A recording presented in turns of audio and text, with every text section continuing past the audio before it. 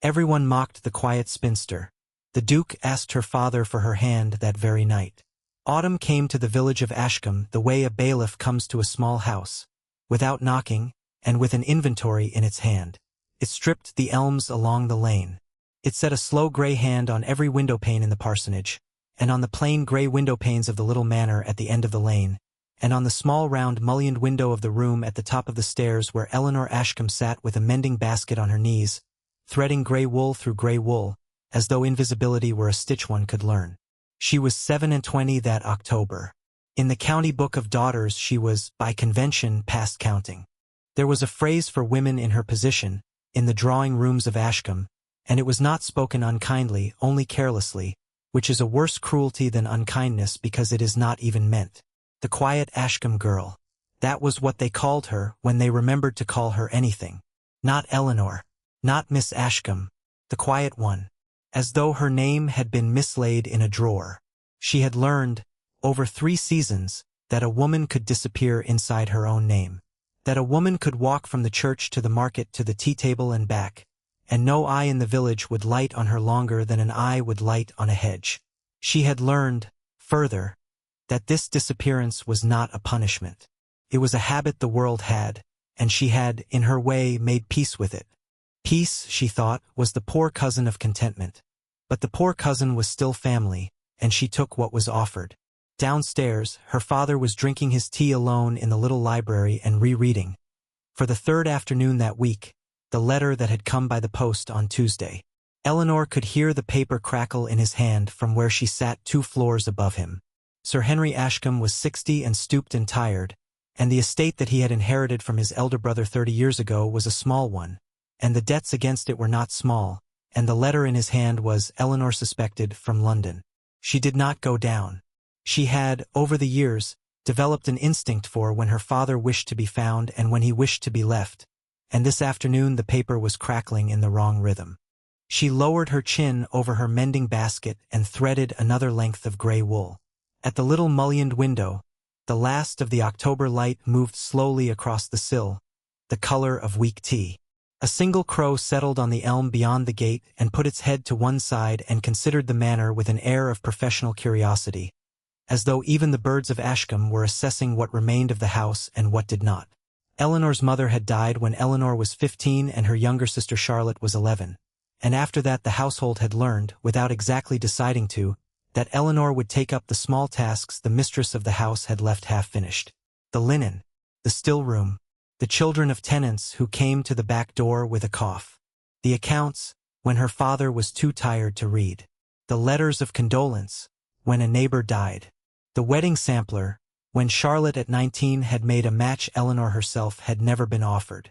Charlotte was married 2 years now to a curate in Kent with a fondness for green ribbon, and Charlotte still wrote every second Sunday, and the letters were kind and empty in the way that kind, empty letters are. There was a knock at the door of the little parlor. "Miss Eleanor," said the maid, "your father sends his compliments and asks if you would come down to the library." Eleanor set her mending aside. She touched the small dark oval mourning brooch at her throat, once absently. A small habitual gesture of hers, the way another woman might smooth her hair, and stood, and went down the narrow stairs, and did not think for one moment that the paper crackling in her father's hand had anything to do with her. She was wrong in a quiet, absolute way. The paper in her father's hand had everything to do with her. The autumn that had arrived at Ashcombe like a bailiff had brought, beneath its plain grey coat, a letter that would, before that same night was over, ask for her hand.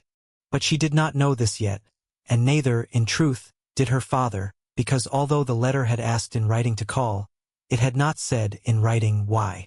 She stepped into the library. Her father folded the letter and put it under his hand and looked up at her, and his tired grey eyes were tireder than usual. "Sit down, my dear," he said. "There is a matter I must speak with you about before the evening." She sat.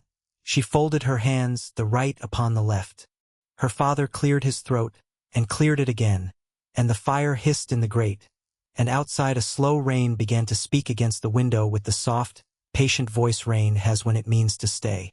"The Duke of Ravenmere," her father said at last, "is passing through the county. He is a friend, well, not a friend exactly. I have some acquaintance with his late father. He has written to ask if he may call this evening. On business. Eleanor said nothing. She had never met a duke. She had, in truth, never met anyone above the rank of a squire. The Duke of Ravenmere was, so far as she knew, an idea in a newspaper, an unmarried peer whose estate was somewhere in the north, and whose name had been half mentioned in one or two London gossip columns. Charlotte had once posted her, more out of a sister's habit than any thought that Eleanor would care. On business, she repeated carefully. He is the estate, her father said. He has taken an interest in the Ashcombe rents. In the boundary at the eastern field. There is a legal matter. He was not looking at her. He was looking at the letter under his hand. He may wish also, I believe, to speak of the debt. Eleanor understood, with a sudden, cold clarity, that her father was lying to her, and that he was lying not to hurt her but because he could not yet bear to tell her the truth. She had known him too long to mistake it. When Sir Henry lied, his eyes settled on the small brass paperweight on his desk, and stayed there. His eyes were on it now. She did not press. She had learned that too. At what hour does his grace call? She said. After dinner. At 8. Then I shall be in the drawing-room to receive him, if you wish. Her father looked up sharply at that. There was a small, unguarded flicker in his face. A kind of grief or surprise or both. And it was gone before she could name it. Yes, he said. Yes, Eleanor. I should be grateful. Wear the gray. I shall wear the gray, she said. She stood, and dropped him the smallest curtsy, more of a habit than a ceremony, and went out. On the stairs she paused, one hand on the wooden banister, and let herself, for a single breath, feel the cold under her skin. Something was wrong. Something in the letter, or in her father's face. She did not know what. She had never known a duke to trouble himself with the boundary of an eastern field. By evening, the news of the duke's visit had already reached the parsonage, because such news reaches parsonages within an hour by mechanisms no one can quite name. By 6 it had reached the Marburys at the great house, the Marburys who had, in Charlotte's absence, more or less appointed themselves the arbiters of what remained of village society. And by 7 the Marburys' eldest daughter, Lady Catherine Marbury, had arrived on the doorstep of Ashcombe Manor unannounced, in a pale rose gown, with her fan already half raised, on the pretext of returning a book Eleanor had, in fact, never lent her. My dear, said Lady Catherine, seating herself in the little drawing-room without waiting to be asked, and looking around at it with a small, tolerant smile, we hear you are entertaining royalty tonight. The Duke of Ravenmere, Eleanor said, is not royalty. A duke, my dear, is close enough for Ashcombe. The fan rose a fraction. One does hope you have thought about your dress. I have, said Eleanor, and did not elaborate. Lady Catherine turned the fan the other way. It is only that a man of that rank, you understand, of course, will notice such things. One does not wish him to think that Ashcombe cannot receive him properly. He is calling on my father, Eleanor said, not on my dress. Oh, my dear. The fan closed with a small click. How very like you to think so. Lady Catherine stayed 12 minutes. She said nothing that was strictly unkind and everything that was cumulatively cruel, a small remark about spinsters who did not sit for portraits, a smaller one about the ribbon on Eleanor's cuff, a smaller one still about the state of the hall carpet. Then she rose, kissed the air near Eleanor's cheek, and swept out into the evening. Eleanor stood in the little drawing-room after she had gone and looked at the hall carpet, and touched the mourning brooch at her throat, and felt, in that moment, invisible in her own house. At 3 minutes to 8, a carriage came up the lane. The Duke of Ravenmere was not what the county had imagined. Eleanor had, without quite meaning to, imagined a stout older man with side whiskers, because that was the shape of the only duke she had ever seen in a print. The man who stepped down from the carriage was tall and dark-haired and no more than 34, and he took off his hat as he came up the steps as a man takes off his hat before a house he means to be careful of. He was shown into the library. Eleanor was not present. She had, at her father's request, remained in the drawing-room. She sat with her hands folded and heard, through 2 closed doors and a hallway, the low, steady murmur of 2 men speaking. There was no raised voice. There was no anger. She could not make out a single word. He was in the library for 41 minutes. She counted, in half-conscious increments, by the small brass clock on the mantel. At 23 minutes past 8, the library door opened, and her father's step and the Duke's step came, together across the hall and stopped outside the drawing room. "Eleanor," said her father, and his voice was careful in the way one is careful about a candle in a wind. "Come, my dear. His Grace wishes to speak with you." She stood. She crossed the room. She met the Duke's eyes for the first time and found them unexpectedly, not the eyes of a man taking inventory of a house, but the eyes of a man who had already, in some private ledger she could not see, taken his decision, and who was here now to make it plain. "Miss Ashcombe," he said, and bowed. "Your Grace," she said, and dropped a small, exact curtsy. Her father, at the door, did an extraordinary thing. He closed it behind him and left them alone. In 23 years, Eleanor could not remember her father having done such a thing. It made the air in the room feel suddenly thinner, as though the closing of that door had let a small pressure out. "Miss Ashcombe," the Duke said, "I shall be direct, if I may. Directness is, I think, the least discourtesy I can offer you." "Please," said Eleanor. "I have this evening asked your father for your hand. He has provisionally agreed. He has, on your behalf, asked me to speak with you before any announcement is made. I do not wish you to feel yourself required, in any way, by his answer. It is your answer I have come for." Eleanor stood very still. The room was very still. The fire in the grate spoke, and only the fire. "Your Grace," she said, "at last you do not know me." "Miss Ashcombe," he said, "forgive me. I know you a little better than you suppose. I have, in fact, been at Ashcombe once before this year, though not in the character in which I stand now. But that is a longer story than can be told before your father returns to the room. May I have your answer?" She looked at him a long moment. "You may," she said, "have my consideration. Not tonight, my answer." He inclined his head. "Then I shall wait for your answer as long as it takes you to give it. I do not require it before I leave this house. I require only that you know that the offer stands." She thought about this, and touched, once, the mourning brooch at her throat. "Very well," she said. "The offer stands." She gave him her answer 9 days later, in a letter of 4 lines, in her own hand, sent under her father's seal to the inn at the crossroads where the Duke had said, on parting, he might be reached. The letter said, "Your Grace, I have considered your offer. I accept with such honesty as I have. I do not bring you a fortune. I bring you a name and a willingness. Eleanor Ashcombe." She did not tell the parsonage. She did not tell the Marburys. She did not tell Charlotte in Kent. She told her father the morning she posted the letter, and her father, on hearing, wept, silently, one hand over his eyes, and Eleanor did not weep. She had not, since her mother's death, wept where anyone could see. The bargain, she understood now, was a plain one. The Duke would pay her father's debts in full and settle a small annuity on Sir Henry for his life. In return, Eleanor would become the Duchess of Ravenmere, and would be installed at the ducal estate in the north, and would be, in the county book of daughters, no longer past counting. There would be no long betrothal. There would be no London season.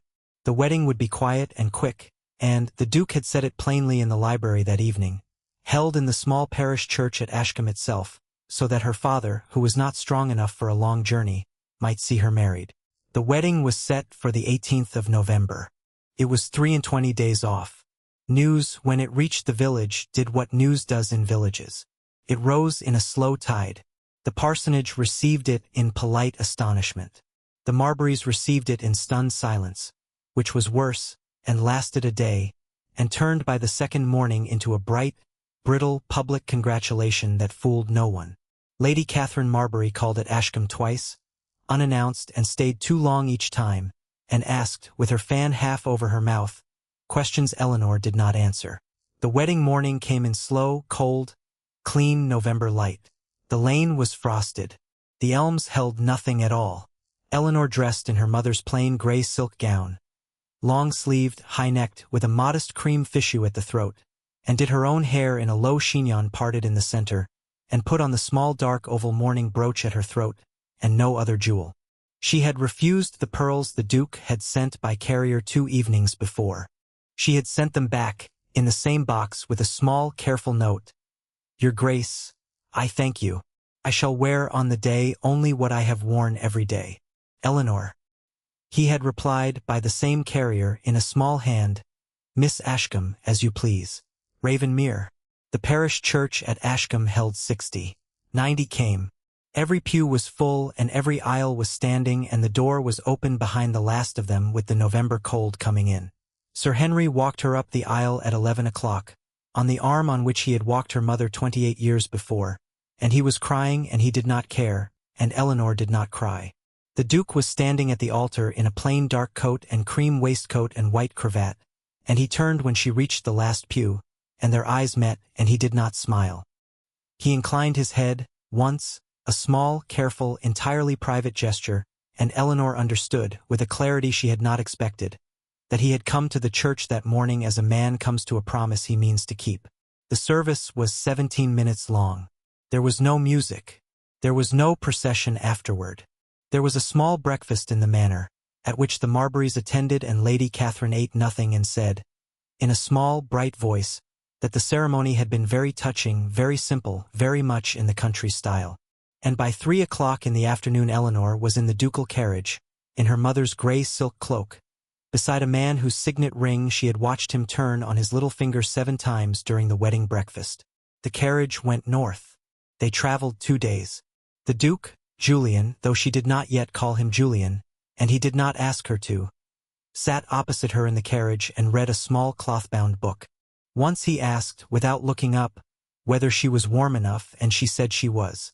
Once he asked whether she should like to stop at the next inn, and she said she should like to go on.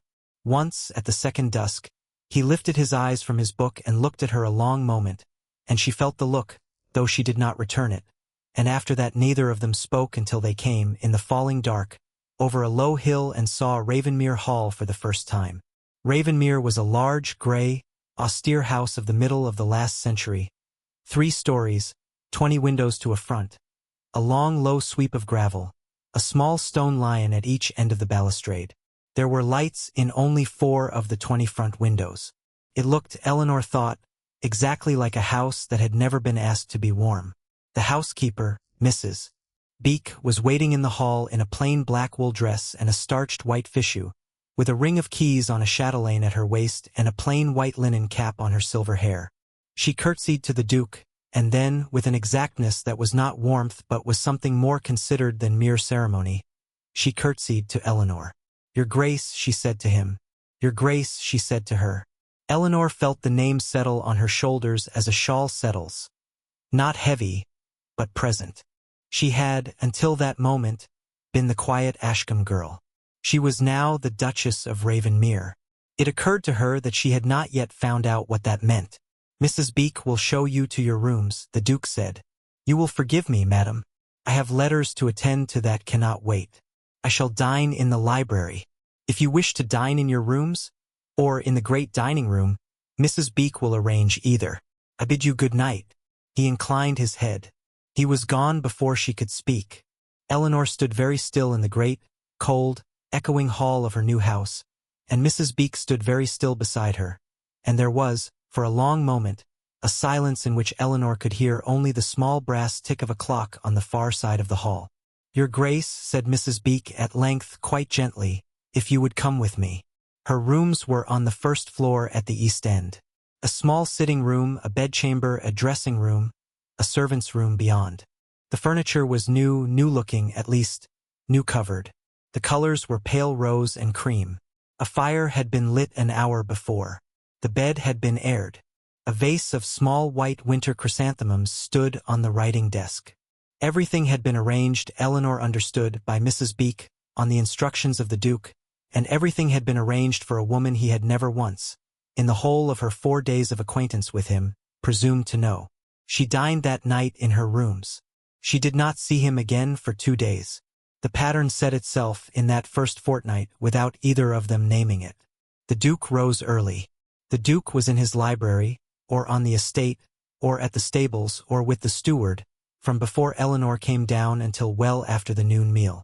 The Duke dined in the library alone, or, on the 4th night, in the great dining room with her, a long dining table for 20, at which they sat one at each end, more than the length of a room between them, so that any word spoken had to be spoken loudly enough for the footman by the sideboard to hear.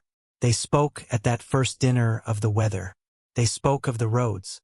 They spoke of the health of Sir Henry, of whom the Duke asked with a courteous exactness. They did not speak of the marriage. They did not speak of themselves. He was, Eleanor thought, a man who had made a bargain and who meant to keep it, and who had not, yet, decided what more than the bargain he wished from her or she from him. She learned Ravenmere slowly. The library was his. The music room, which she did not play, sat closed. The morning room in the east wing was hers. The great drawing room downstairs was, in practice, no one's. It had been dust-sheeted since the last Duchess's death 7 years before. The still room was Mrs. Beek's. The kitchens were Mrs. Beek's. The gardens were the head gardener's. The stables were the Duke's. The great house, Eleanor understood, had been run for 7 years by servants who had, in the absence of a mistress, made it into a place that did not require one. The staff were courteous.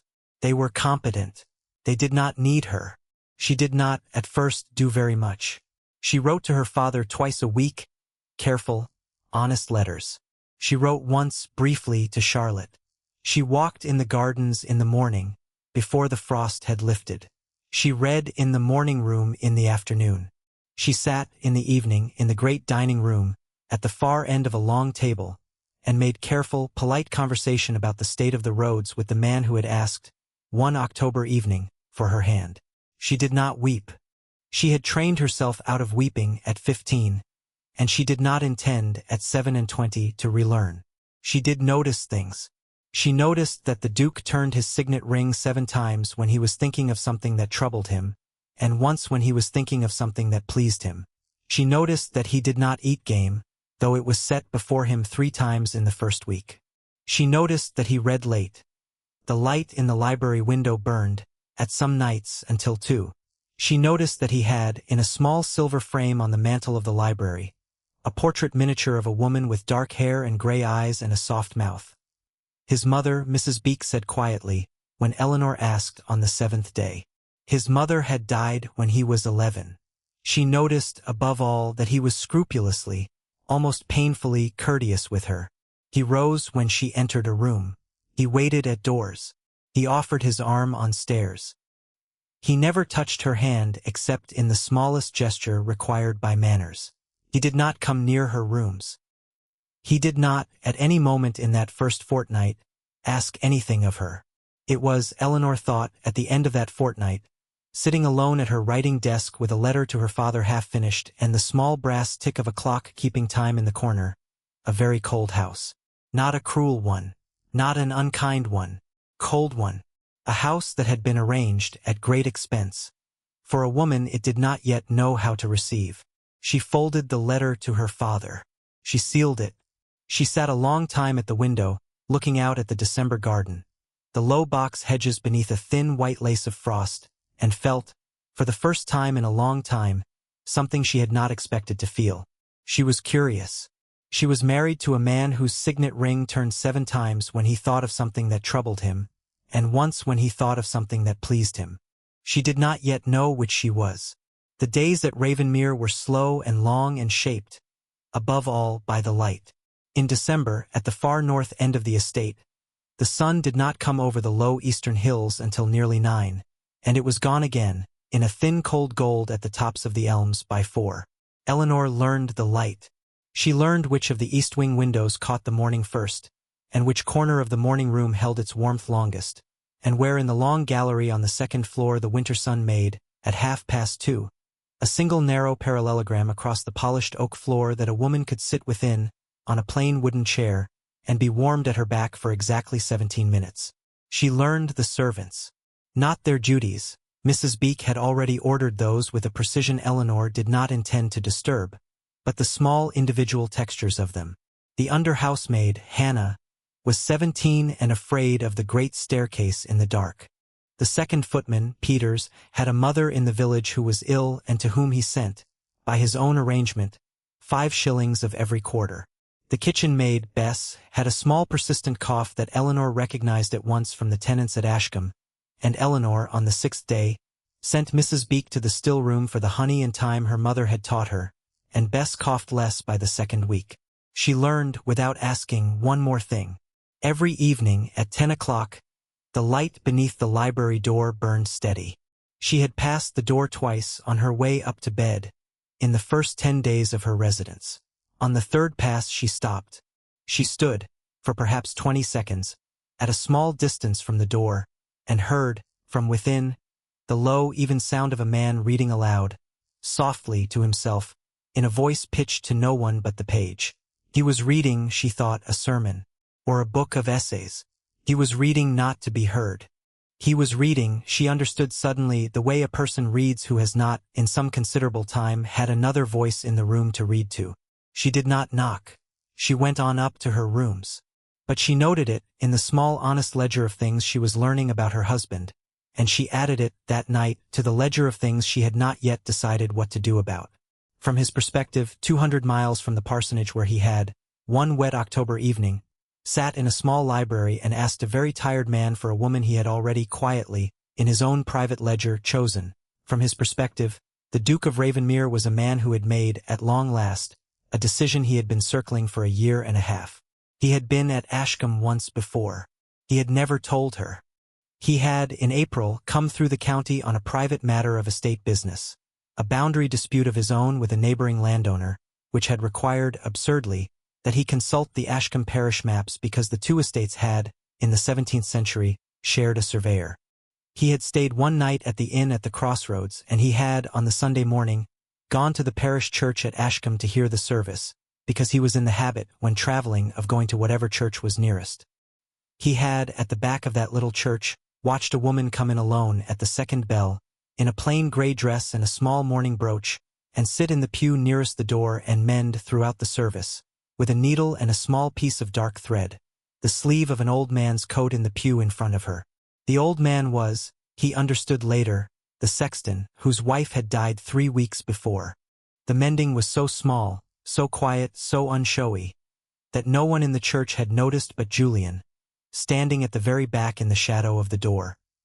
He had asked, on the Sunday afternoon, of the innkeeper, who the quiet, grey-dressed woman in the last pew had been. The innkeeper had said absently, "Oh, the quiet Ashcombe girl. Sir Henry's eldest. Past counting, poor thing." Julian had gone north that Monday. He had not forgotten her. He had thought about her, in fact, more than he had thought about any woman in his life to that point, and the thinking had not been about her plain grey dress or her still hands or her small mourning brooch, though he had marked all three. The thinking had been about the sleeve of the sexton's coat. He had, in September, made his inquiries. He had learned of Sir Henry's debts. He had learned of the manor's precariousness. He had learned, further, from a discreet correspondent, that no offer had ever been made for her hand. He had, in October, written to Sir Henry, requesting the courtesy of a call on private business. He had come, that October evening, to Ashcombe with the intention of asking for her hand.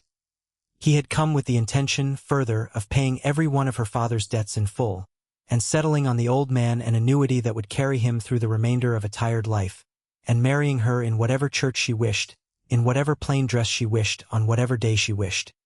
He had come, that October evening, having not the slightest intention of telling her, or her father, why. He had known, on the road north to Ravenmere with her opposite him in the carriage, that he could not tell her yet. She would not believe him. She would think, from her own long-trained habit of invisibility, that a duke could not possibly have chosen her from watching her mend a sleeve. She would suppose, sensibly, that the offer had been made for some other reason, pity, convenience, an obscure debt of her father's she did not know of, and she would arrange her whole understanding of him around that supposition. He would not, if he told her too soon, be believed. He would, if he told her too soon, be misheard. He decided, therefore, to be patient. He decided to be, as far as he could manage, invisible himself, courteous, present, uninvasive, and to let her come to know him in a house that had been arranged at some considerable expense, for a woman she was, and not for a woman she was not. He had underestimated one thing. He had underestimated her. In the third week of Eleanor's residence at Ravenmere Hall, the head footman, a Yorkshireman of 30 called Tomlin, cut his hand rather badly on a broken decanter while clearing the dining sideboard on the Wednesday evening. It was, so far as anyone could tell, no one's fault. The decanter had been cracked. Tomlin had not seen. The cut ran from the base of his thumb to the middle of his palm, and it bled a good deal, and the under-housemaid who had been nearest went white and stood useless. Eleanor had been passing through the hall on her way to bed. She heard the shout. She turned and came into the dining room and saw and did not go white. "Sit him down, please," she said quite calmly to the under-housemaid. "In that chair. Fetch Mrs. Beek. Fetch, please, a clean linen towel from the sideboard drawer. Fetch cold water, not hot. Not hot, cold. And a candle." She had taken off her own fichu before she had finished speaking. She was in a plain long-sleeved grey day dress, with the modest cream fichu at her throat, and she took the fichu off and folded it twice, longwise, and pressed it, hard and steady, against Tomlin's palm above the cut. She held it there without releasing pressure while Mrs. Beek was fetched. When Mrs. Beek came, Eleanor said, without looking up, "Have you a still-room cupboard for these? A jar of yarrow powdered, if there is any. Any clean linen you have laid by. And send, if you would, for the surgeon at Ravenholme village. Only the surgeon, not the doctor from the town. The village surgeon will be quicker, and this needs stitching before it needs a physician." Mrs. Beek, who was 62 and had run Ravenmere Hall for 31 years and had, in all 31, never once been given so exact and so unhurried an order by any duchess of the house, went to fetch what had been asked for without a word. The Duke came into the dining room 7 minutes later. He had heard, from the library, the movement in the hall. He had come, in shirt-sleeves and waistcoat, without his coat. He stopped in the doorway. Eleanor was on one knee beside the footman's chair, still holding the folded fichu against the man's palm, and the fichu was red now, from the fingers to the wrist, and Eleanor's own left hand was steady on the man's forearm, and she was, in a low, calm voice, telling the footman about the elms at Ashcombe, and the crow that sat on the gate in October, and the small brass paperweight on her father's desk.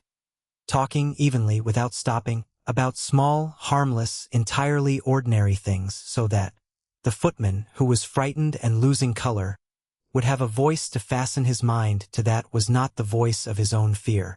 The Duke did not move for perhaps 10 seconds.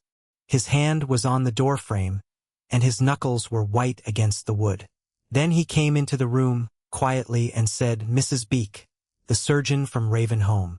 Now, my own horse if the trap is not harnessed." "Already sent for, your grace," said Mrs. Beek.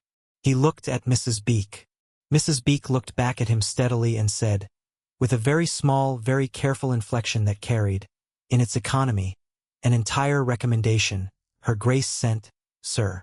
The Duke turned his eyes to Eleanor. He did not speak. Eleanor did not look up. She was still talking to Tomlin, in a low, steady voice, about the elms at Ashcombe. She said, without breaking rhythm, "Your grace, would you send a boy to the kitchen for a cup of sweetened tea? A boy will run faster than a footman." He said, "Yes." He sent the boy himself.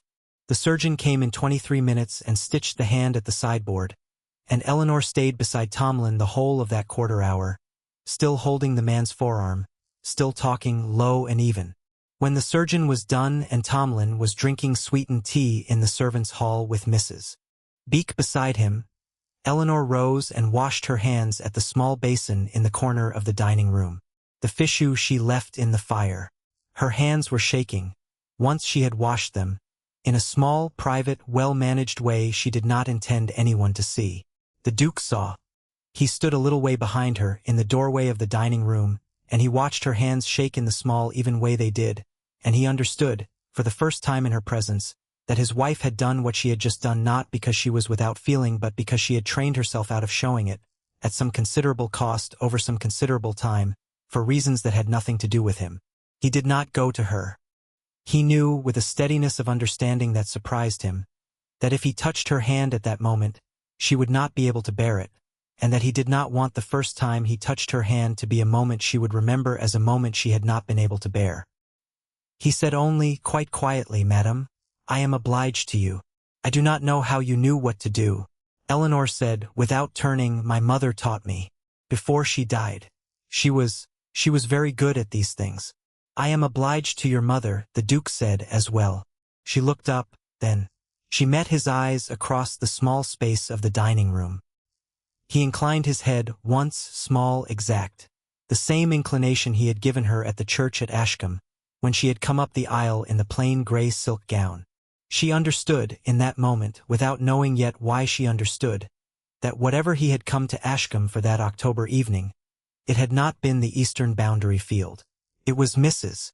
Beek, in the end, who made the small change.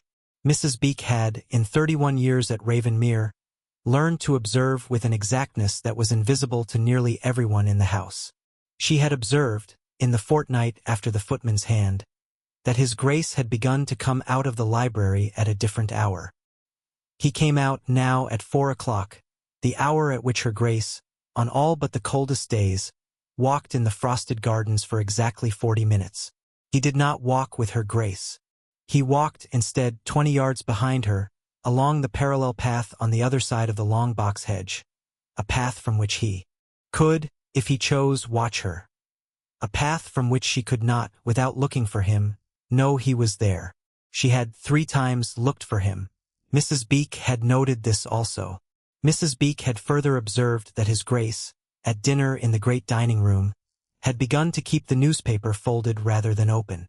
That he no longer, at the sideboard, sent the footman for a second glass of the claret.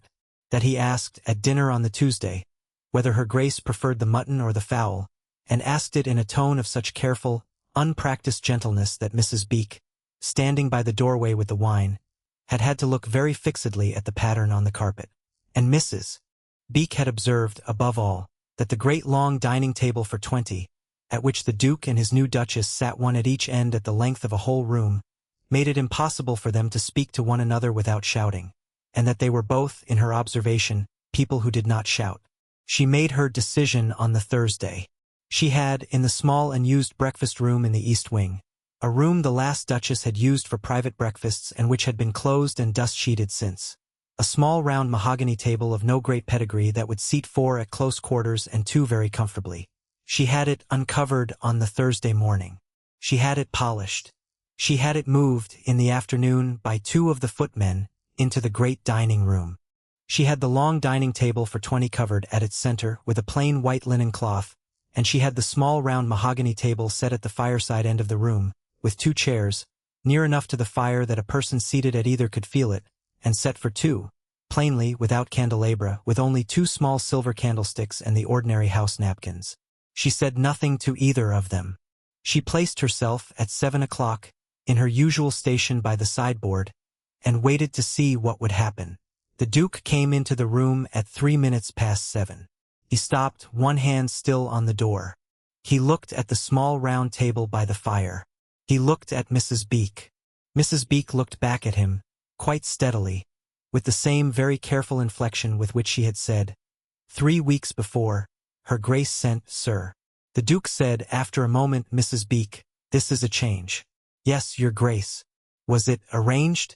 "By me, sir. It seemed to me that the room might be warmer in the evenings." He looked at her a long moment. He said, "Thank you, Mrs. Beek." Eleanor came into the room at 7 minutes past 7. In a plain long-sleeved dark blue evening gown with a high modest neckline and no jewelry but the small mourning brooch. She saw the small round table by the fire. She saw the 2 chairs. She saw the Duke standing at the fire, not sitting, standing, waiting for her. She did not stop. She did not color. She did not remark. She walked, in her still, unhurried way, across the room to the fire, and stood on the other side of the small round table. He drew out her chair. She sat. He sat. The footman brought soup. Mrs. Beek, at the sideboard, did not look at either of them. They were, for the first time in the entirety of Eleanor's residence at Ravenmere Hall, close enough to each other to speak in an ordinary voice. Close enough that she could see, without straining, the small pale scar above his left brow. Close enough that he could see, without straining, the way her fingers, when she was thinking of what to say, moved once, absently, to the small mourning brooch at her throat. He said, "Madam, I hope the change of arrangement is not disagreeable to you." She said, "No, your Grace. It is considerate." There was a small silence, in which the fire spoke and only the fire. He said, "May I ask you a question that I have wished to ask you these 3 weeks?" "You may." "Your mother, you said she taught you. Would you tell me a little of her?" Eleanor set down her spoon. She looked at him a long moment across the small round table. She said quietly, "She was a plain woman, Your Grace. Very quiet. Very ordinary. She kept a still-room cupboard, and she went to the tenants' cottages when the children were ill, and she read prayers in the parish church on Wednesdays when the vicar was too tired to come. She was not celebrated. She was not remarked upon. When she died, 4 of the tenants' children came to the funeral and stood at the back and cried. And I have thought since that this was the truer measure of her, and that the rest of what the county said and did not say was the less true one." The Duke set down his own spoon. He said, "Madam, that is exactly what I have thought about my own mother." They spoke that evening for the first time of their mothers. They spoke, further, of the elms at Ashcombe, and the small brass paperweight on Sir Henry's desk, and the crow at the gate in October. They spoke of a book he had been reading in the library that week, a book by a clergyman in Norfolk on the winter migration of birds, and Eleanor asked with unaffected interest 3 questions about it, and the Duke, who had not been asked 3 questions about a book by anyone in 8 years, answered them fully and asked her, at the end of his answering, whether she should like to read the book after him. She said she should. He said he would put it in the morning room in the east wing on the Sunday. Mrs. Beek, at the sideboard, at a certain point in the evening, arranged very small, very quietly, a fold in the napkin she was holding, in a manner that had nothing to do with the napkin. They ate slowly. The soup gave way to a plain roasted fowl in a pale broth with winter root vegetables, and after the fowl a small dish of stewed pears with a spoonful of cream, and after the pears a very small glass of a pale amber wine Julian had chosen himself from the cellar earlier in the day, a choice he did not remark upon, but which Eleanor, in the small careful ledger of things she was learning about him, noted at once. He had not, in 6 weeks, opened a bottle he had chosen himself in her presence. He had, this evening, opened one. Between the fowl and the pears he asked her, quite plainly, how she should like the morning room in the east wing arranged. He said it not as a question of decoration but as a question of use. Eleanor set down her fork and thought a moment and said that she should like a small writing desk moved to the window nearest the garden, and a shelf of the household ledgers moved into the drawer beneath it, and, if he did not mind, the small footstool from the library, which was worn but which she had grown fond of, for reading by the fire in the afternoon. He said, without hesitation, that everything she had named would be done in the morning. He said further that if there was any book in the library she should like to keep in her own morning room, she was to take it, and to keep it there for as long as she wished, and that he did not require, on any account, to be asked. She said quietly, "Your Grace, that is generous." He said, "Madam, it is not. It is only reasonable. This house is yours." When Eleanor rose at 10, and said her good night and went to her rooms, the Duke stood at the fire a long time after she had gone. He stood with one hand on the mantel, turning his signet ring, once on his little finger. Only once, not 7 times. He turned it once and stopped, and looked at the small round table, and at the 2 chairs, and at the fire, and did not think of anything much except that his wife had, 3 weeks before, held a folded fichu against a man's cut hand and talked, in a low and even voice, about the elms at Ashcombe, and that she had, this evening, spoken across a small round table in an ordinary voice of her mother, and that these 2 things had been, in some way he could not yet have named, the same thing. We'll take a very short break. If you don't want to miss new stories, please subscribe to the channel. In the 4th week of December, the Dowager Duchess of Ravenmere, Julian's Aunt Beatrice, came to the hall for the Christmas fortnight. She was 71 years old, small and neat, with pure white hair drawn severely back, sharp black eyes, and a habit of asking questions no one else in a room had the courage to ask. She was Julian's father's youngest sister, and she had, since Julian's mother's death, been the only woman in his life to whom he answered without hesitation. She arrived on the Monday, in a black wool traveling cloak with a high modest neckline and long sleeves, in a plain long-sleeved dark plum day gown beneath it, and she took Eleanor's hands in her own in the great hall before she had taken off her cloak.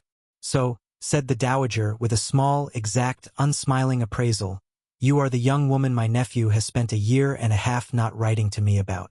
"Ma'am," said Eleanor, and curtsied. "Eleanor," said the dowager. "I shall call you Eleanor, if I may. My nephew, I have no doubt, has spent these 6 weeks calling you nothing but madam. He was raised, at 11, by a father who could not bring himself to say a woman's name aloud after the boy's mother died. I have spent 60 years correcting for it. Sit with me at dinner. Sit at his elbow. You are his wife, not his tenant." Eleanor, who had not known, until that moment, that she had been waiting for anyone to say such a thing aloud, said only "Ma'am, yes." The dowager, over the fortnight of her visit, did for small, exact, unshowy things. She sat with Eleanor in the morning room in the East Wing on the Wednesday morning and asked her, without preamble, 3 questions about her mother. She listened to Eleanor's answers with her sharp black eyes fixed on Eleanor's face and her small dry hands folded in her lap, and at the end of the 3rd answer she said, "Your mother was a woman I should have wished to know. My nephew has told me nothing of you, but he has told me, indirectly, that he watched you mend the sexton's sleeve. That, my dear, is not nothing. That, in my nephew, is a great deal," she said on the Friday in the corridor outside the library to Julian himself, in a voice that carried to Eleanor in the morning room 3 doors along. "Nephew, you married a woman who does not know why you married her. That is your fault, not hers. Tend to it. Not tonight, not tomorrow, but before the season.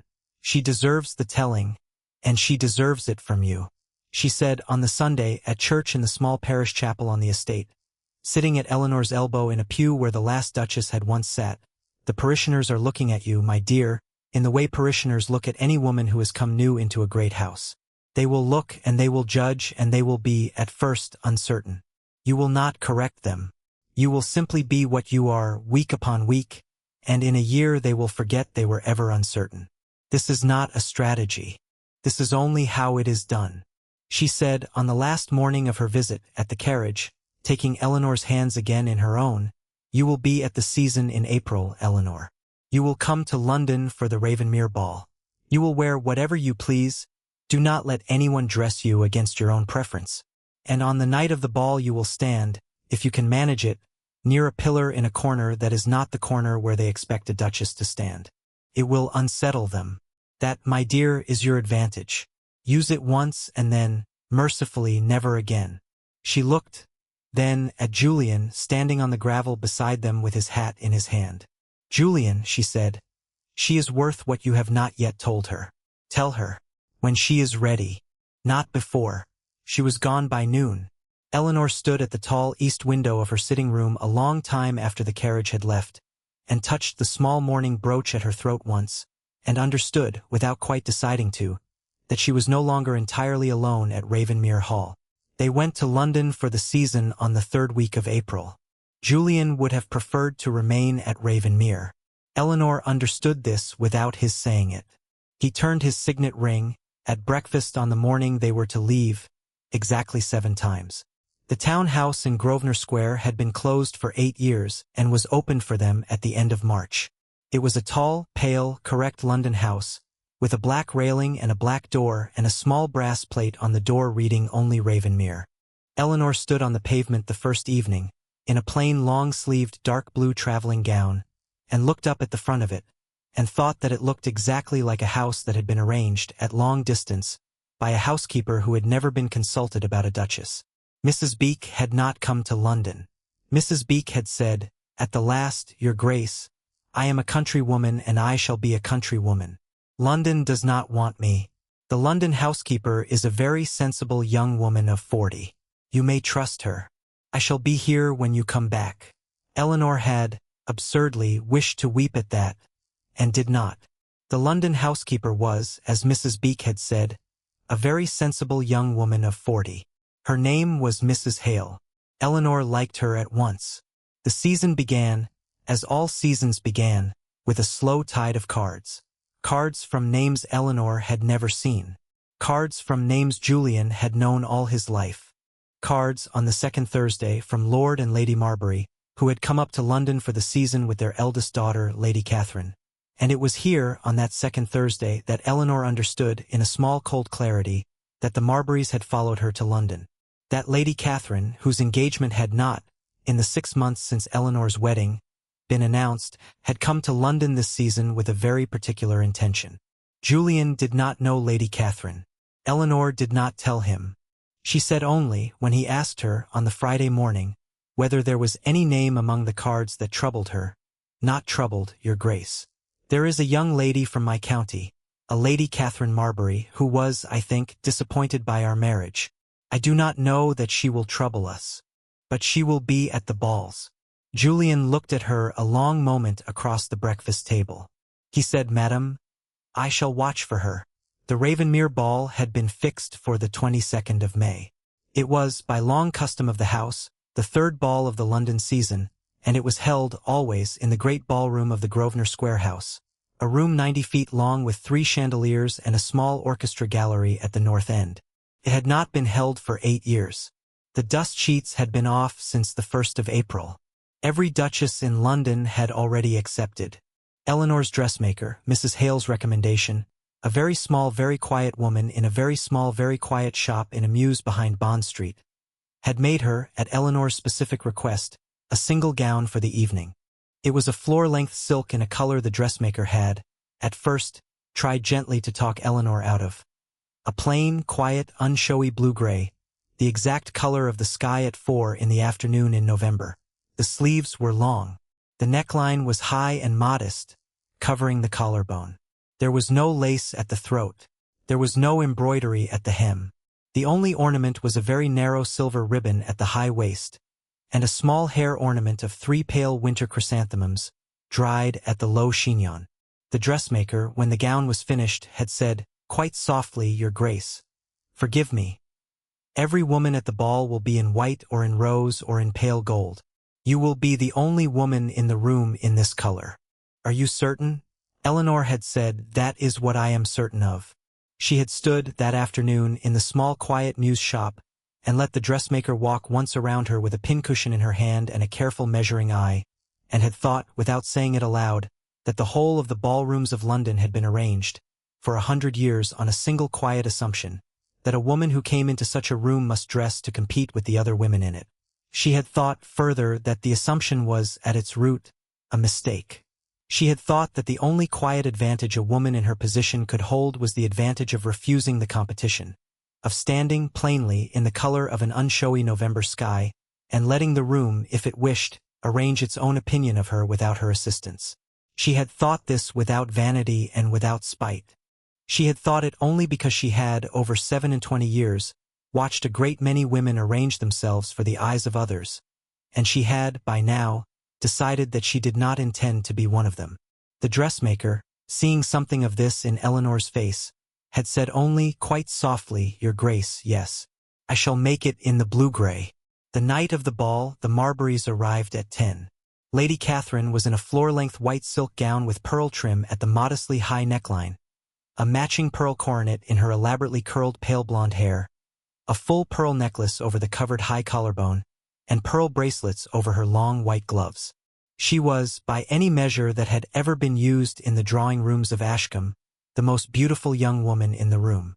She had, by her side, her mother and her father, and this was the first Eleanor saw of it, a young man Eleanor recognized from Ashcombe as the Marburys' second cousin, a barrister of 32 named Mr. Cranmer, who had once, 4 years before, called at Ashcombe and left, at the end of the call, without asking any question of Eleanor. Mr. Cranmer had, Eleanor noticed at once, small leather portfolio under his arm which he did not put down at the door. She noticed this. She did not remark upon it. She was, that evening, the Duchess of Ravenmere in her own house. She stood, at the receiving of the guests, at Julian's elbow. She curtsied. She spoke quietly and with unhurried courtesy, to each name as it was announced. She did not, at any moment, glance toward Lady Catherine in the far corner where she had, at Eleanor's second turn away, taken up her station. At 10:30, when the last of the guests had been received, Julian offered her his arm. He said, at her ear, in a voice pitched only for her, Madame, the first set of the evening is customarily opened by the host and hostess. Would you do me the honor? She said, Your Grace, I have not danced in 9 years. He said, Nor have I. They opened the first set. They danced at slow country dance pace, the plainest and quietest of the figures. She did not look at him except at the turning of the figures. He did not look at her except at the turning of the figures. But at the last turn of the last figure, at the moment when a country dance requires the partners to face each other for one held beat before the music resolves, he looked at her and did not look away, and she saw in that held beat that he was smiling.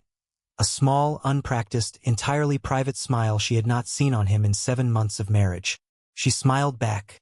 It was, so far as anyone in the ballroom could remember, the first time the new Duchess of Ravenmere had smiled at anyone in a London ballroom. 3 chandeliers away, Lady Catherine Marbury raised her fan half over her mouth. By 11, Lady Catherine had approached. By 11:30, she had, with an unpracticed bright cruelty, said in a small carrying voice to the Countess of Lyford, "It is the most extraordinary thing, the country style. A woman of no fortune, no beauty, no connections, and a duke asks her hand in an hour. One does not know, my dear, whether to admire the duke's kindness or to pity his taste." The Countess of Lyford, who was 73 and had known 5 Duchesses of Ravenmere in her life, said only, "One does not, my dear, always know." At 11:45, Mr. Cranmer went to the small refreshment room at the north end of the ballroom, took the leather portfolio from under his arm, and laid on the small side table a single sheet of paper. Lady Catherine went to the refreshment room 3 minutes later, took up the sheet, looked at it, folded it once, and slipped it into the reticule at her wrist. Eleanor, at the far end of the ballroom, in her plain blue-gray silk, noticed all 3 movements. She noticed them without turning her head. She had, at Ashcombe, spent 27 years watching a village from the corner of a room. She was very good at watching without turning her head. She said quite quietly at Julian's ear, "Your Grace, in a little while I think Lady Catherine will ask to speak in the smaller drawing-room. She has, I believe, a paper in her reticule that she means to produce. I do not know what it is, but she means to produce it, and she means to produce it in company." Julian, who had not, that evening, taken his eyes from his wife's face for more than 3 consecutive minutes, said only, "Madam, thank you. I shall be ready." At 12:10, Lady Catherine Marbury crossed the ballroom on her father's arm, and asked, in a small carrying voice, whether the Duke of Ravenmere might spare her a moment in the small drawing-room on a matter, she said it lightly, of some little delicacy, concerning the honor of the house. Julian looked at Eleanor. Eleanor looked at Julian. She said quite quietly, "Together." He said yes. They went in together. The small drawing-room at the north end of the townhouse was a room of pale green silk walls and 1 long low window on Grosvenor Square. There were 14 people in it by the time Julian and Eleanor entered. A very careful selection Lady Catherine had been shepherding, since 10:30, one by one, on quiet pretexts. The Countess of Lyford, the Earl and Countess of Whitcomb, the Dowager Marchioness of Selby, 2 of Julian's oldest friends from his London club, 3 of the season's most senior hostesses, Lord and Lady Marbury, Mr. Cranmer, with his portfolio now open on the small round table by the window, and, at the fire, Lady Catherine herself in her white silk and her pearls. The Dowager Duchess of Ravenmere, who had come up from her bath house for the ball, was seated in the largest armchair.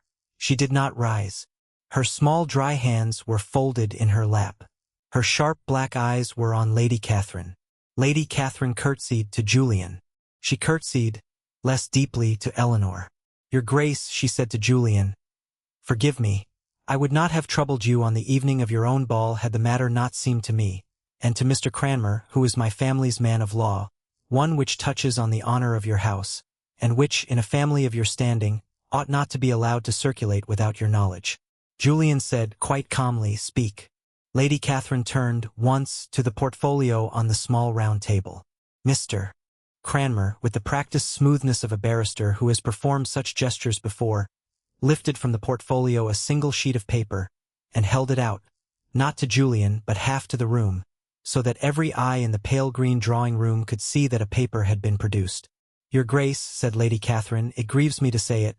Indeed, I have hesitated all evening, but Mr. Cranmer has in his possession a promissory note, signed by Sir Henry Ashcombe of Ashcombe Manor, drawn in favour of my late uncle Sir Percival Marbury in the sum of £3,200, dated the 15th of September of last year.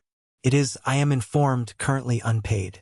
It is, further, the property of my father as executor of my uncle's estate. And it was not, I must say this with regret, it was not, so far as any of the parties present can determine, disclosed to your grace at the time of your marriage. The pale green drawing-room went very still. Eleanor did not move. She had known, on the ride north to Ravenmere in November, that her father had told her the truth about the debts as far as he understood them, and that there had been letters in the last months of the previous year that he had put under his hand on the desk. She had not known of a Marbury note. It was, she understood in one clean cold instant, very likely genuine. Her father was a tired man of 60 who had, in his tiredness, borrowed where he ought not to have borrowed, and had, in his shame, not spoken of it. She did not look at her husband. She did not need to look at her husband. She had held a folded fichu, in December, against a footman's cut palm, and she had learned at 15 not to weep in front of anyone. She was, at that moment, the calmest person in the pale green drawing-room. Lady Catherine's fan rose a fraction. It is our understanding, she went on, that Sir Henry Ashcombe's estate was, at the time of Miss Ashcombe's marriage, less solvent than had been represented. It is, further, our concern that the house of Ravenmere may have entered upon its alliance with the Ashcombes on a partial view of the facts. We do not, of course, presume to speak to the wisdom of your Grace's choice. We speak only to the honor of the house, and we felt it must be brought, before the smallest company that could hear it, to your Grace's notice. She had done it very well. Eleanor gave her, privately, the credit. Lady Catherine had not accused Eleanor of concealment.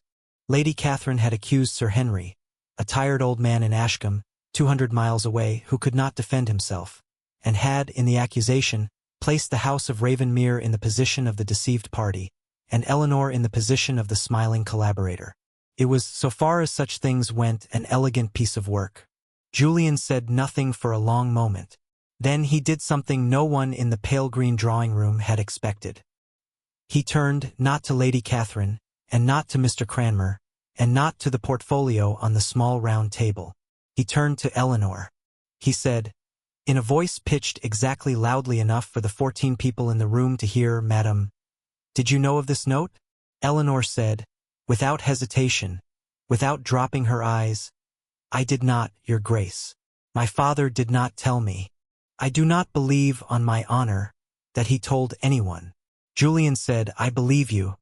He said it plainly, at ordinary conversational volume, and it was the plainness of it that made it, in that room, unanswerable. He said it not as a husband defending a wife, but as one honest person confirming another honest person on a point of fact. He turned then, at last, to Mr. Cranmer. "Mr. Cranmer," he said, "I know the note. I paid it in November." Mr. Cranmer, whose face was a face trained by the profession to give away nothing, gave away, in that instant, a small, involuntary blink. "Your Grace, I paid it," Julian said, "on the 12th of November, 6 days before my wedding, through my London banker, into the account of the executor of the late Sir Percival Marbury's estate. If the executor's records do not reflect it, that is a matter for the executor's clerk, not for Sir Henry Ashcombe. If the note itself has not been marked paid and returned, that is a further matter for the executor's clerk. I shall be at Coutts on Monday at 10. I shall bring with me the receipt of the transfer. Lord Marbury," he inclined his head, a small exact gesture, to Lady Catherine's father across the room, "I shall welcome your presence, or your solicitors, at any hour convenient to you. The matter will be resolved by the close of business on Monday, and the note will be marked paid, and returned to your family." There was a silence in the pale green drawing-room in which one could hear, faintly, from the ballroom beyond, the small orchestra beginning the 6th set of the evening. Julian was not finished. "But that," he said, "is the small part of what needs saying in this room this evening." He turned back to Eleanor. He did not offer her his arm. He did not take her hand.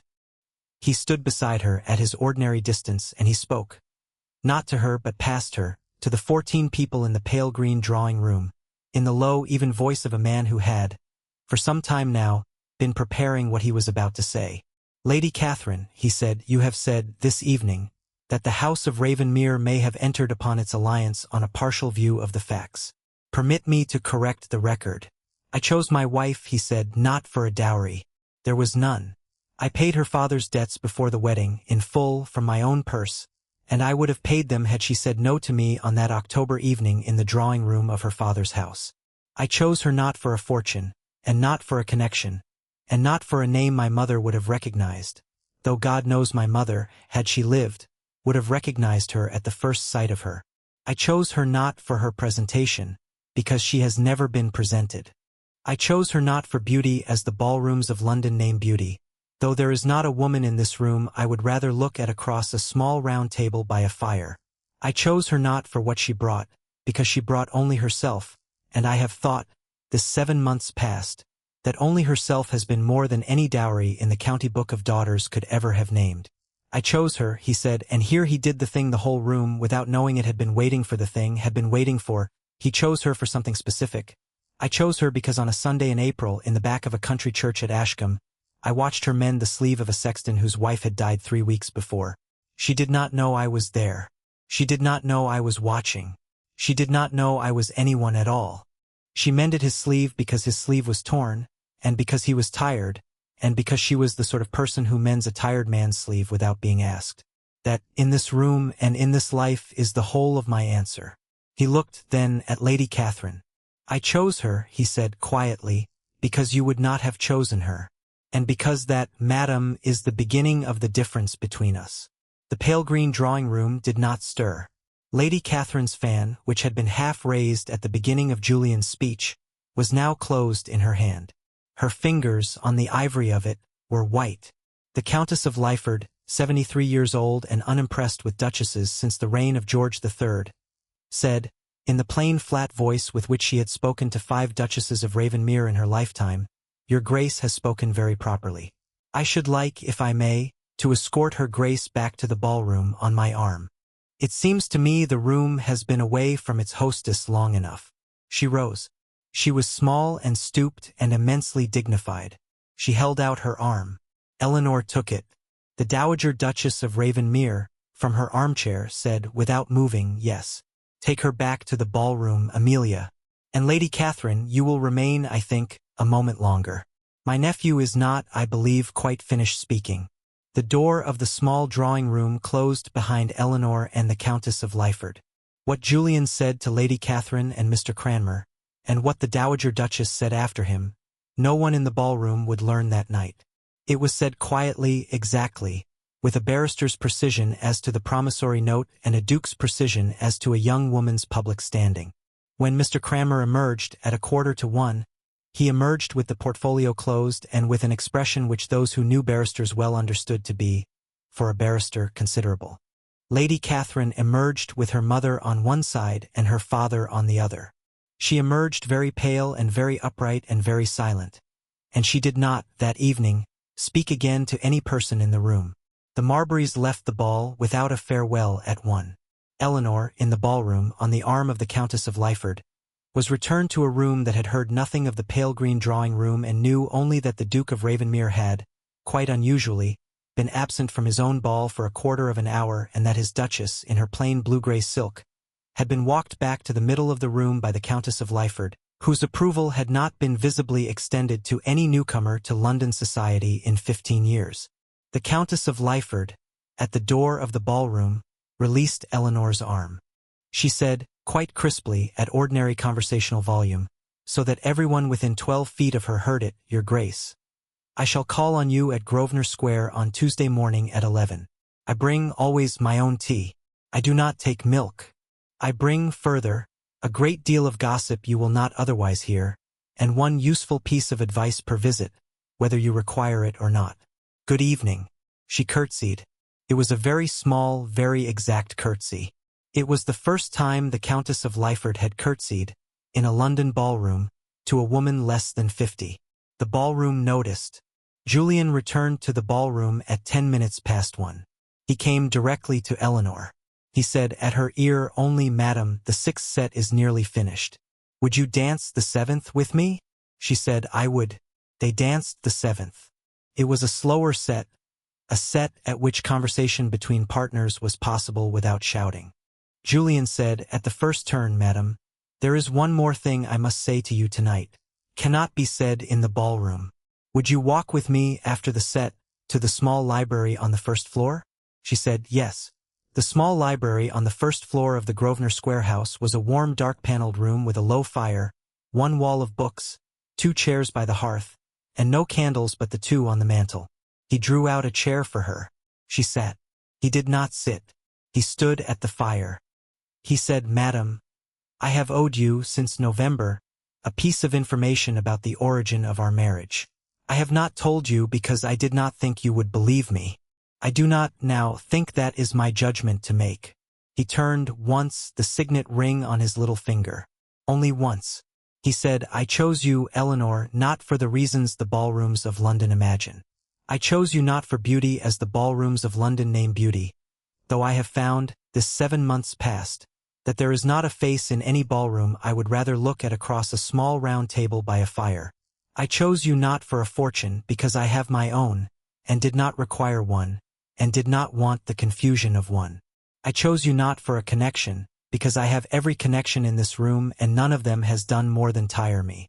I chose you not for a name my mother would have recognized, though God knows my mother would have recognized you. I chose you not for what you brought, because you brought only yourself. I chose you, Eleanor," he said quietly, "because on a Sunday in April, in the back of a country church at Ashcombe, I watched you mend the sleeve of a sexton whose wife had died 3 weeks before. I was standing at the back of the church in the shadow of the door. You did not see me. You did not know a stranger was in the church at all.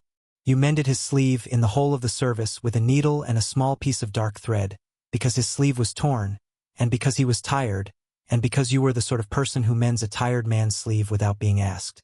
And I have thought, ever since that Sunday, that I would rather be the man across a small round table from a woman like that than the husband of any woman in London." He paused. He said very quietly, "You were seen, Eleanor, even when you thought you were invisible. You were seen on that Sunday in April. You were seen at the wedding at Ashcombe in the plain grey silk of your mother's. You were seen at the sideboard in December with a folded fichu against a footman's hand. You were seen at the small round table by the fire, speaking of your mother.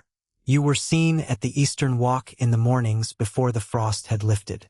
You were seen at the parish church at Ravenholme on Sunday mornings, sitting at Mrs. Beek's elbow in the pew nearest the door. You were seen at the door of the tenants' cottages when the children were ill. You were seen every day since. You have not, in all your life, been unseen. You have only been overlooked by eyes that were not worth looking back at." He paused, once, and drew, quietly, a breath. "You have been seen by me, Eleanor," he said, "every day since April, and you will be seen by me every day for the rest of my life." Eleanor sat very still in the small dark-paneled library. Her hands were folded in her lap. She did not touch the mourning brooch at her throat. She had, in 27 years of practiced invisibility, never once been told, plainly, that she had been seen. She said, at last, in a very small, very level voice, "Your Grace, Julian." He said, "Yes." She said, You have said it exactly." He said, "I have said it late." She said, "You have said it in time." They did not touch. He did not offer his hand. She did not offer hers. They looked at each other across the small warm room, in the low light of 2 mantel candles, and the whole of the 7 months at Ravenmere, and the 2 days in the carriage north, and the 90 feet of the great dining table, and the small round table by the fire, and the folded fichu against a footman's hand, and the 200 miles between a Sunday in April and a Thursday in May, sat in the space between them and needed no crossing. He said, "At last there is a dance. The last waltz of the evening. It will begin in 10 minutes in the ballroom. I would like, if you would grant me the honor, to dance it with you." She said, "You have already danced the 7th with me." He said, "I have not, madam, danced them all." She stood. They went together down the stairs. The last waltz of the Ravenmere ball began at 1:30 in the morning. It was, by London convention of the year, the slowest waltz of the evening, the one at which the older ladies retired to the small drawing rooms and the servants began, quietly, to set out the supper. The candles in the ballroom had burned down by an inch. 2 of the chandeliers had been extinguished. The room, which at 10 had held 200, held perhaps 80. Julian led Eleanor to the middle of the ballroom. They did not touch until the first bar of the music. When the first bar came, he placed his right hand at the small of her back and took her right hand in his left, and looked at her at the ordinary near distance a waltz requires, and did not look away. She looked back. They danced without speaking.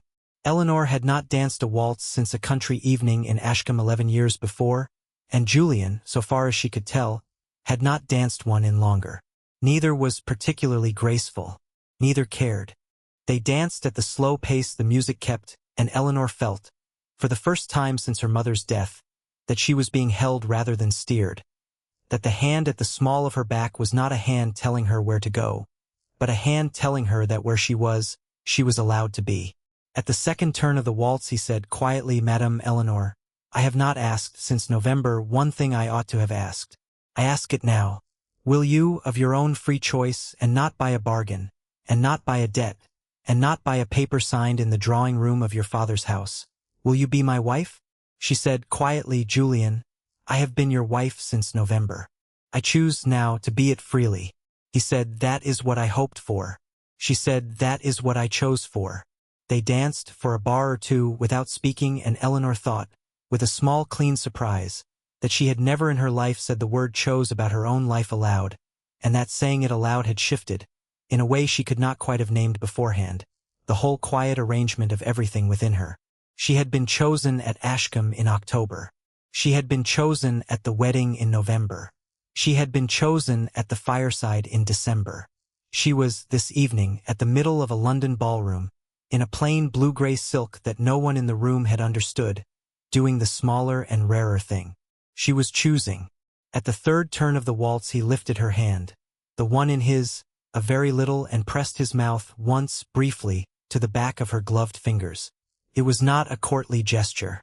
It was not for the ballroom. It was so small and so private that no one dancing beside them saw.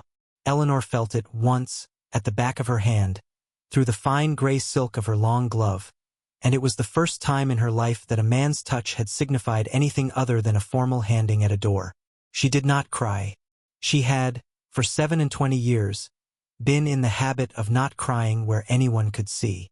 She did not now begin. But her eyes filled, once, quite briefly, and she did not look away from him, and he saw and understood, and did not remark upon it. He said, "At the last bar of the waltz, Eleanor, will you come home to Ravenmere with me tomorrow?" She said, "Yes." The music ended. They stood a moment longer in the middle of the ballroom, at the near distance of the waltz, and then he offered her his arm, and she took it, and they walked together toward the door of the ballroom. The Dowager Duchess of Ravenmere, in the largest armchair by the fire, watched them go. She did not smile. Her sharp black eyes were very slightly wet. She reached for her stick, and rose, and went in to supper without a word to anyone. The Countess of Lyford, at the door of the ballroom, as Eleanor and Julian passed her, said only, quite quietly, "Tuesday at 11. I do not take milk." Eleanor curtsied to her, small and exact. They went upstairs. At the door of Eleanor's room, at the end of the long dim first-floor corridor, Julian stopped. He said, "Madame Eleanor, I will not ask. I have not asked in 7 months, and I would rather ask on the 50th year than the 7th month. Only I should like to say good night to you, if you will let me." She said, "Julian." She held out her hand. He took it in both of his. He did not kiss her mouth. He kissed, once, gently, the back of the hand he had held on the waltz, and this time it was not through a glove. She had drawn her glove off in the corridor. It was, for both of them, the first time in 7 months that any bare hand had touched any bare hand. She said, "Good night, Julian." He said, "Good night, my wife." She went into her room. He stood a long moment at her door after it had closed, his hand on the doorframe, and then he went to his own room at the far end of the corridor and slept, for the first time in 8 years in the London house, without turning a signet ring even once on his little finger. The next morning they went home to Ravenmere. 1 year and 4 months later, on a September afternoon at Ravenmere Hall, the last of the summer light lay in a long warm bar across the flagstones of the great hall, and Mrs. Beak, standing at the foot of the stairs in her plain black wool housekeeper's dress with her white starched fichu at her throat and her keys at her waist, watched a small procession of 3 come down the wide oak staircase and smiled, once, quite privately, at the door of the servants' passage where no one could see. The Duchess of Ravenmere came down the stairs first. She was, that afternoon, in a plain long-sleeved dove-grey day gown with a high modest neckline and a cream fichu at the throat, and no jewel but the small dark oval mourning brooch. She was 27 still, in the ordinary count, and 28 by her own reckoning, and her chestnut-brown hair was in the same low chignon parted centrally that Mrs. Beak had first seen at the wedding at Ashcombe 15 months before. She looked, if one had to say it in a word, the same. If one looked longer, she did not. Behind her, at the 3rd step from the top, the Duke of Ravenmere came down carrying, very carefully, an 8-week-old infant in a plain white long gown and a plain white cap. The infant, a girl, had her mother's chestnut hair, faintly at the crown, and her father's grey eyes, faintly at the temple, and she was, by every account of the household, an infant who did not cry unless there was a reason. Her name was Anne. She had been named for both of the grandmothers she would never meet. Behind Julian, at the top of the stairs, the Dowager Duchess of Ravenmere, 72 now, small and neat and sharper than ever, came down at her own unhurried pace, one hand on the banister, one hand on the stick. They went, all 3, out into the garden. The garden at Ravenmere had not been the same garden for a year and a half. The head gardener had, at Eleanor's suggestion, opened the long box hedge along the eastern walk into a single broader path along which 2 might walk abreast. He had planted, on the Duchess's request, along the length of it, a hedge of small white winter chrysanthemums. He had made, at the far end of the walk, a small round bench of grey oak, beneath a young elm that the Duchess had asked to be brought as a sapling from Ashcombe. The elm was doing well. Sir Henry Ashcombe had died at Ashcombe in the previous March. Eleanor had gone down for the funeral in her plain black wool travelling cloak, and had come home to Ravenmere on the 2nd day, and had, in the quiet way she did such things, wept once in her husband's arms on the 2nd night after her return, and had not wept for her father again, because Sir Henry had died knowing his daughter had been chosen, and knowing his debts had been paid, and knowing the annuity his son-in-law had settled on him, had carried him softly through his last winter. It had been, as far as the deaths of tired old men in tired small manors ever were, a kind death. Eleanor was grateful for it. She thanked her husband, quietly every Sunday, for as long as she lived, for the softness of her father's last winter. Charlotte, in Kent, had written on hearing of Anne's birth a letter of such unaffected joy that Eleanor had, unusually, kept it. Charlotte was to visit at Christmas with the curate and the green ribbon, and the small nephew Eleanor had not yet met. The Marburys did not visit Ravenmere. Lady Catherine had, in the autumn of the year of the ball, married a very sensible baronet from Devon of 38 who did not attend London seasons, and had gone to Devon, and had, in a piece of information the Dowager Duchess of Ravenmere had once, at Bath, delivered to Eleanor with a very small and very dry satisfaction, turned out, in Devon, to be a rather good and rather kind wife. Eleanor had received this news with the equanimity she received most news. She had said quietly, "I am glad." She had meant it. Mrs. Beak, now 63, ran the household still. The small round mahogany table sat, permanently, at the fireside end of the great dining room, and the long dining table for 20 had been, at Eleanor's suggestion, moved to the great drawing room, uncovered, and used for the household accounts, at which Eleanor sat every Thursday morning with Mrs. Beak and the steward, and reviewed every rent, and every ledger, and every tenant, and every child of every tenant who had been ill in the past week. The Duchess of Ravenmere was known, at that Thursday hour, to be unavailable to callers. She was known, further, in the country round Ravenmere, as the Duchess who came to the tenants' cottages when the children were ill, and who read prayers in the parish church on Wednesdays when the vicar was too tired to come. She was not celebrated. She was not remarked upon. When she came at any tenant's door, the door opened without a knock, and the tenant said always, "Come in, your grace," in a voice that was the same voice with which they had spoken to the last of their own mothers. The tenants' children called her, among themselves, the Grey Duchess. Eleanor did not know this. It was one of the small facts of her life that would never be told to her, and that would remain, therefore, true. Ravenmere itself had softened by inches, over the year and 4 months, in ways that had nothing to do with paint or new furniture. The great drawing room downstairs, which had been dust-sheeted for 7 years, had been opened by degrees. A single sheet lifted in April, another in June, a third in August, and had, by the September of Anne's second month, become the room in which Eleanor sat every evening after the household accounts, reading a book by the fire in the plain dove-gray day gown while Julian read at the small writing desk by the window. There were 2 chairs at the fire. There was a small round table between them. There was, on the table, a plain silver bowl into which each of them, in the course of a week, dropped small ordinary things they meant to speak of to the other and had forgotten. A page torn from an almanac, a pressed leaf from the Eastern Walk, a small copper coin one of the tenant's children had pressed into Eleanor's hand on a Wednesday, a folded page from a book that Julian had marked to read to her aloud. Every Sunday evening they emptied the bowl together and spoke through what was in it, in front of the fire. On the afternoon of that September day, the Duke and the Duchess and the infant and the Dowager sat, all 4, on the small round grey oak bench beneath the young elm at the end of the Eastern Walk. Julian held the infant. Eleanor held Julian's free hand.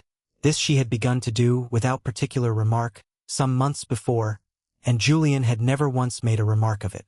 The Dowager sat at Eleanor's other side, one hand on her stick, and looked, in her sharp, black-eyed way, at the young elm. She said, "At length, Eleanor, it is an Ashcombe elm."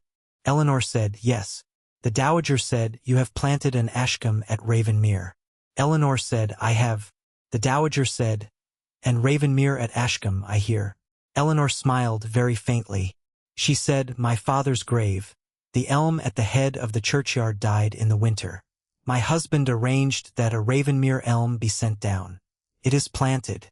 It is doing well." The Dowager said, "Good." They sat a while in the September light. Julian at length said quietly, to the infant on his knee, "And, my dear, this is your mother's country. You will know it in time. There is a village called Ashcombe, and there is a small church at the end of the village, and there is, at the back of that church, a pew nearest the door. Your mother sat in that pew for many years. She was, then, a woman no one in the county remembered to see. She was, in that pew, doing quiet, ordinary things. Mending a sleeve, reading a book, holding an old sexton's hand at a bad Wednesday service. Nobody saw her. That is not quite true. One person saw her. Your father saw her. He saw her on a Sunday in April, from the back of that same church, and he came home to Ravenmere and did not, for a season, know what to do with what he had seen. He decided, in the end, to do the only decent thing. He came back for her. You will be told, in your life, my end, that women are seen for their beauty, or for their fortunes, or for their names, or for the finery they wear at balls. You will be told these things by people whose eyes have never learned the harder work of seeing. Your mother was seen for none of them. Your mother was seen because she mended a tired man's sleeve at the back of a country church at Ashcombe on a Sunday in April, when she thought no one at all was looking. That is the whole of what a life is for, to be that person, and to be seen by someone who will not look away. He turned to Eleanor. He said, "You were seen, Eleanor, even when you thought you were invisible. And you will be seen, my love, for the whole of your life." Eleanor said quietly, "Julian, that is the whole of what I hoped." She looked, once, at the young Ashcombe elm at the end of the Eastern Walk. She touched the small dark oval mourning brooch at her throat, once absently. The same small habitual gesture Julian had watched, at the back of a country church at Ashcombe on a Sunday in April, a lifetime ago. He watched her touch it now as he had watched her touch it then. He did not look away. The wind came up, once, faintly, along the Eastern Walk, and moved the small white winter chrysanthemums along the length of the hedge, and moved the leaves of the young Ashcombe elm at the end of it. And the afternoon light shifted a quarter-turn along the flagstones of the terrace, and it was, for that moment, the whole of a life kept. And, on Julian's knee, made a small, unremarkable sound of the kind 8-week-old infants make when they are neither hungry nor cold nor troubled, and Julian, without looking, turned his hand and closed his fingers, once, gently, around one of the infant's very small hands. Eleanor watched him do it. She did not remark upon it. She had, in a year and 4 months of marriage, learned that the smallest gestures were the ones that mattered, and that a woman who remarked upon them made them a little less true. She simply, in her turn, closed her fingers a little more surely around his other hand, and looked once at the young Ashcombe elm at the end of the eastern walk and was content. If you loved this story, our next tale will take you south to a rain-swept country parsonage where a marquis arrives one October afternoon in a plain coachman's coat and asks for the vicar's eldest daughter by name, and no one in the village, not even the young woman herself, will guess who he really is until the ballroom of Selby Hall is lit for the winter assembly. Thank you for listening to the story all the way to the end. Please tell us which city you're watching from and what the story made you feel. Don't forget to subscribe so you won't miss new stories. Section 3 Video Prompts Opening Hook 10 Cinematic Prompts for VO3 1. Wide establishing shot, slow lateral dolly right, anamorphic warm lens feel, overcast dusk exterior, soft cold gray light falling across a plain English country lane in autumn, bare elms rising against a pale slate sky, thin drifting rain, brown leaves scattering along a gravel drive leading up to a small weathered stone manor at the end of the lane, faint glow of a single lit window at the upper right of the house, no figures visible, mood, quiet foreboding, an autumn arriving like a creditor at the door. Cinematic warm painterly period drama aesthetic, soft golden interior light or overcast dusk exteriors, muted pastel and jewel tone Regency interiors, realistic photographic adjacent finish, painting adjacent quality, weathered period accurate props, English manor house and ballroom detail, no cartoon, no anime, 16:9 aspect ratio, high resolution. 2.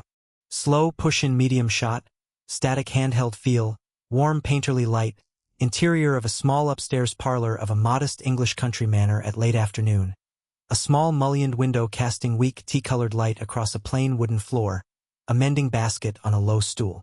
In the frame, Eleanor Ashcombe, English, 27 years old, oval face with pale English complexion, faint freckles across the bridge of the nose, calm hazel eyes, chestnut brown hair worn in a simple low chignon parted centrally with two soft strands loose at the temples, slender build, average height, wearing a modest floor-length dove-gray Regency Day gown with long sleeves, high modest neckline covering the collarbone, a plain cream fichu tucked at the throat, no jewelry except a small, dark oval mourning brooch at the throat, quiet upright posture with hands often folded, a still watchful default expression, one habitual mannerism of touching the mourning brooch when thinking, seated on a plain wooden chair by the window, threading gray wool through gray wool with quiet deliberate movements, eyes downcast, the small dark oval mourning brooch catching a single pinpoint of light. Mood. Settled invisibility, still and unhurried. Cinematic warm painterly period drama aesthetic, soft golden interior light or overcast dusk exteriors, muted pastel and jewel tone Regency interiors, realistic photographic adjacent finish, painting adjacent quality, weathered period accurate props, English manor house and ballroom detail, no cartoon, no anime, 16:9 aspect ratio, high resolution. 3. Static close-up, shallow depth of field, painterly warm cool contrast, exterior of the manor gate at dusk, a single black crow perched on an iron finial of the garden gate, head cocked to one side, assessing the house, the elm branches behind it out of focus, the manor faint in the distance. Mood. Observant, quietly ominous, as though the birds themselves are taking inventory. No figures. Cinematic warm painterly period drama aesthetic, soft golden interior light or overcast dusk exteriors, muted pastel and jewel tone Regency interiors, realistic photographic adjacent finish, painting adjacent quality, weathered period accurate props, English manor house and ballroom detail, no cartoon, no anime, 16:9 aspect ratio, high resolution. 4. Medium shot, static, warm firelit interior, small country house library with dark wood shelves, a low fire in a stone hearth, a single oil lamp on a plain writing desk, the last of the afternoon light through a tall narrow window. In the frame, Sir Henry Ashcombe, English, 60 years old, thinning gray hair, tired gray eyes, weathered face, wearing a dark brown Regency country gentleman's coat, plain cream waistcoat, white cravat, buff breeches, worn brown boots, stooped posture, habitually anxious expression, seated at the desk in a wooden armchair, a folded letter beneath his right hand, rereading a page held in his left hand, his tired gray eyes fixed on the paper, mouth pressed thin, one small brass paperweight on the desk beside him. Mood. Private worry. An old man carrying news he does not yet know how to speak. Cinematic warm painterly period drama aesthetic, soft golden interior light or overcast dusk exteriors, muted pastel and jewel tone Regency interiors, realistic photographic adjacent finish, painting adjacent quality, weathered period accurate props, English manor house and ballroom detail, no cartoon, no anime, 16:9 aspect ratio, high resolution. 5. Slow tracking shot following from behind, warm interior lamplight, narrow oak-paneled staircase of the country manor, handrail worn smooth by generations, faint smell of beeswax implied by the polish on the wood. In the frame from behind, Eleanor Ashcombe, English, 27 years old, oval face with pale English complexion, faint freckles across the bridge of the nose, calm hazel eyes, chestnut brown hair worn in a simple low chignon parted centrally with two soft strands loose at the temples, slender build, average height, wearing a modest floor-length dove-gray Regency day gown with long sleeves, high modest neckline covering the collarbone, a plain cream fichu tucked at the throat, no jewelry, except a small dark oval mourning brooch at the throat, quiet upright posture with hands often folded, a still watchful default expression, one habitual mannerism of touching the mourning brooch when thinking, descending the stairs at unhurried pace, one hand resting lightly on the banister, the other touching, once, the small dark oval mourning brooch at her throat. Mood. Composed, unhurried. A woman going down to a summons she cannot yet interpret. Cinematic warm painterly period drama aesthetic, soft golden interior light or overcast dusk exteriors, muted pastel and jewel tone Regency interiors, realistic photographic adjacent finish, painting adjacent quality, weathered period accurate props, English manor house and ballroom detail, no cartoon, no anime, 16:9 aspect ratio, high resolution. 6. Medium two-shot, static, warm interior, small country house drawing room, low fire in a plain grate, a threadbare hall carpet visible at the edge of frame, two chairs facing each other with a low table between. In the frame, Lady Catherine Marbury, English, 23 years old, tall, fair skin, ice blue eyes, elaborately curled pale blonde hair pinned with pearls, wearing a modest floor-length white silk Regency evening gown with long sleeves, high modest neckline covering the collarbone, pearl trim, pearl coronet, pearl necklace over the covered collarbone, long white gloves, a cool assessing expression, one habitual mannerism of raising her fan half over her mouth when she speaks a cruelty seated. On the near chair, back very straight, fan half raised, a small tolerant smile playing at her mouth. Opposite her, Eleanor Ashcombe, English, 27 years old, oval face with pale English complexion, faint freckles across the bridge of the nose, calm hazel eyes, chestnut brown hair worn in a simple low chignon parted centrally with two soft strands loose at the temples, slender build, average height, wearing a modest floor-length dove-gray Regency day gown with long sleeves, high modest neckline covering the collarbone, a plain cream fichu tucked at the throat, no jewelry except a small dark oval mourning brooch at the throat, quiet upright posture with hands often folded, a still watchful default expression, one habitual mannerism of touching the mourning brooch when thinking, seated upright with hands folded in her lap, calm and unreadable. Mood. A visit that is cruelty disguised as courtesy.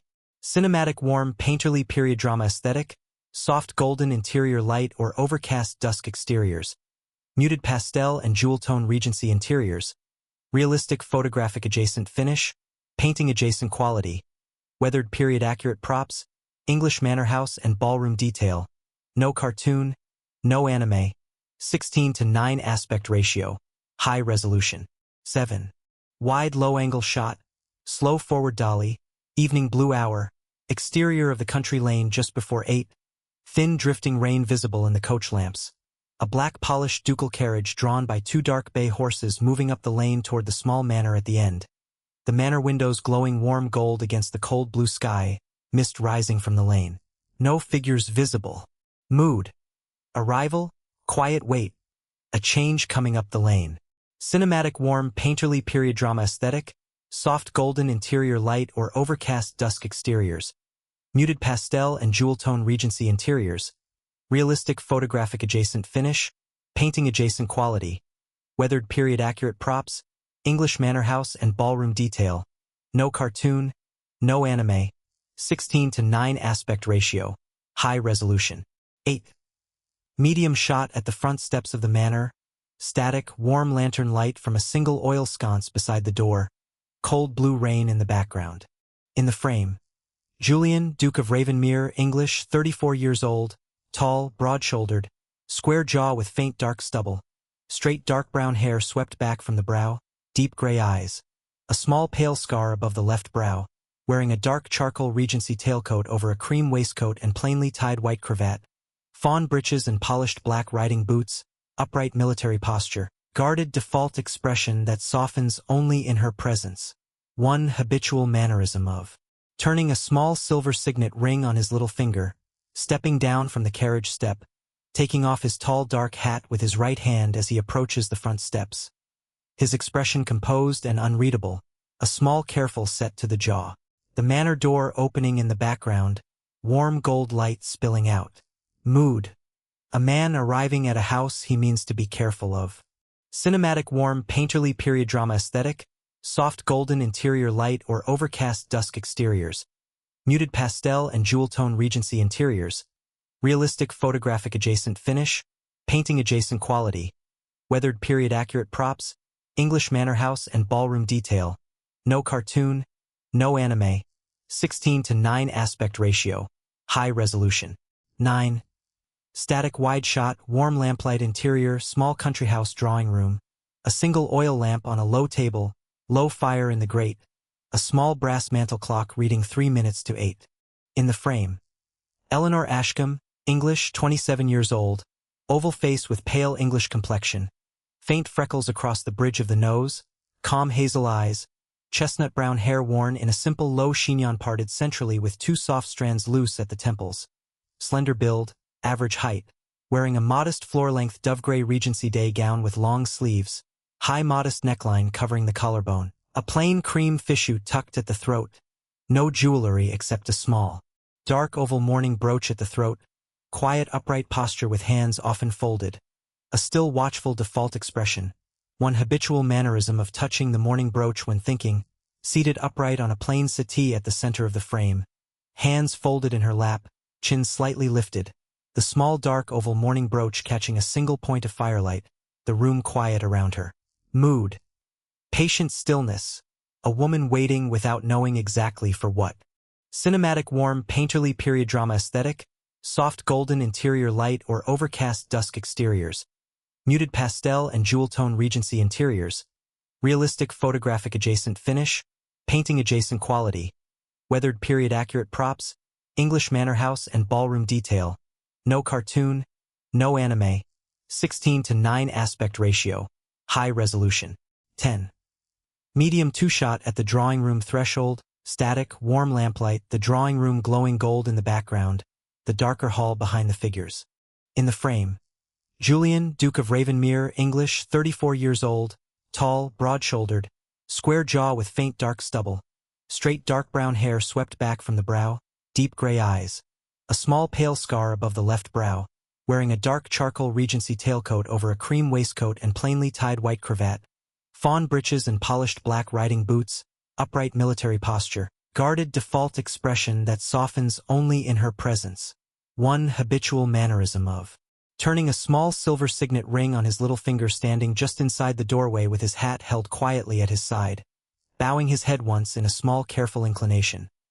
Opposite him at 3 careful paces, Eleanor Ashcombe, English, 27 years old, oval face with pale English complexion, faint freckles across the bridge of the nose, calm hazel eyes, chestnut brown hair worn in a simple low chignon parted centrally with 2 soft strands loose at the temples.